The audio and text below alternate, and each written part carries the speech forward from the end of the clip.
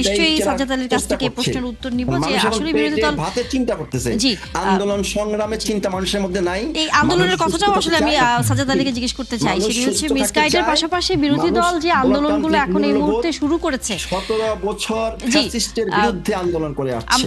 আমরা সাজ্জাদ আলীর কাছে আসলে আসতে চাই, সেটি হচ্ছে যে এই যে এখন প্রথমত মিসগাইড করছেন আপনারা, এই অভিযোগ করেছে সরকারি দল, একই সাথে আন্দোলনের আসলে আমরা বেশ কিছু অবস্থান আপনাদেরও দেখছি, কিন্তু আপনার কাছে কি মনে হয় আগের মতো করে মানুষ এখনই এই আন্দোলনে আপনাদের সাথে সাড়া দিচ্ছে? কারণ বাইরের প্রেক্ষাপটগুলো যেটা আমরা দেখছি কম বেশি, কারণ মানুষের ভিতরে আসলে অন্যান্য বিষয়গুলো অনেক বেশি প্রভাব ফেলছে তার জীবনে।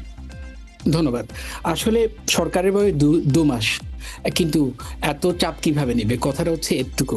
কিন্তু কিন্তু তোষামত তো শুরু হয়ে গেছে আগে 2 মাস আগে, 20 মাস আগে তোষামত হতো শেখ হাসিনার, তারপরে 18 মাস চলেছে ডক্টর ইউনূসের, এখন তোষামত চলছে অন্য সরকার প্রধানের।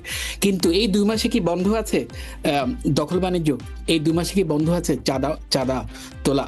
এই 2 মাসে কি বন্ধ আছে বা রাজনৈতিক কারণে হত্যা বা অন্য বিপক্ষের যে রাজনৈতিক মতাদর্শ যারা করছে তাদেরকে আক্রমণ করা? বন্ধ নাই। এখন যেটা বলা হচ্ছে বিদ্যুতের কারণে সমস্যা, এইটা আমরা শুধু জ্বালানি তেলের মূল উৎস কিন্তু শুধু সৌদি আরব বা হরমুজ প্রণালী, আরো অনেক জায়গা আছে। যেমন ডক্টর ইউনূসের সময় তো যুদ্ধ হয়েছিল, তারা কিভাবে ম্যানেজ করেছে, তাহলে আপনারা ম্যানেজ করতে পারছেন না কেন?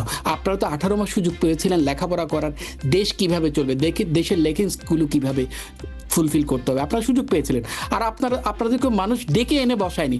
আপনারা রাজনীতি করে, আপনারা পলিটিক্যাল ইলেকশন করেছেন, সেখানে প্রতিদ্বন্দ্বিতা করে দেশ চালানোর জন্য আপনারা নিজেদের প্রকাশ করেছেন। সেজন্যই তো আপনাদেরকে জনগণ নির্বাচিত করেছে। এখন নির্বাচিত হওয়ার পরে যদি দেশের এত লোফুল বলেন তাহলে তো সমস্যা।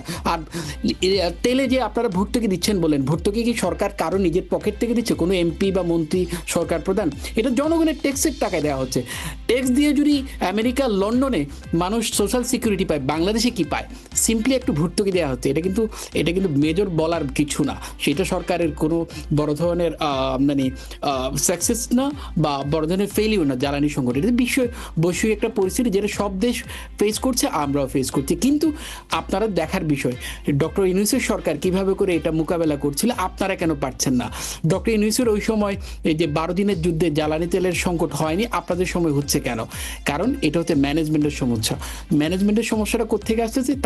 তার মানে হচ্ছে এখানে আপনারা সমস্ত কিছু ম্যানেজ করতে গিয়ে ভুল করছেন, অথবা ব্যর্থতার পরিচয় দিচ্ছেন, অথবা করাপশন হচ্ছে। এখন সেটা আপনাদের ব্যর্থতার দায় আপনারা বিরোধী দল, জনগণ বা অন্যান্য কিছুর উপর বর্তালিত হবে না। আপনারা স্বীকার করে নেন আপনারা ব্যর্থ, আপনারা পারছেন না, এখন জনগণ থেকে সহযোগিতা চান। আর হ্যাঁ, বিরোধী দল তো চাবে আন্দোলন করতে, তারা তো আপনাদেরকে প্রশ্নের মুখোমুখি করার জন্যই তো তারা সবসময় মুখিয়ে থাকবে। এখন বিরোধী দল আন্দোলন করবে, তার মানে হয় যে সে খারাপ হলে আপনারা ভালো হবেন না, এটা তো হতে পারে না। আপনাদেরকে আপনাদের যোগ্যতা, আপনাদের যে ইচ্ছা শক্তি, সেটা প্রকাশ করতে হবে। তারা তো বাংলাদেশের বিরোধীদের সবসময় একটা রাজনৈতিক ইতিহাস আছে যে সরকার দলের যে কোনো ভালো বিষয়কেও প্রশ্নবিদ্ধ করা। কিন্তু এর মানে এই না যে আপনি ভালো কাজ করা বন্ধ করে দেবেন, এর মানে এই না যে আপনি আপনার গঠনমূলক কাজগুলো করা বন্ধ করে দেবেন। আপনাকে আপনার কথা, আপনার দায়িত্ব, আপনার সবকিছু যথাযথভাবে পালন করতে হবে। এটাই হচ্ছে বিএনপির জন্য এখন বড় চ্যালেঞ্জ। এই চ্যালেঞ্জ অ্যাডভোকেট জাকির হোসেন আপনিও কিভাবে দেখেন? জি, অবশ্যই বিএনপির জন্য চ্যালেঞ্জ।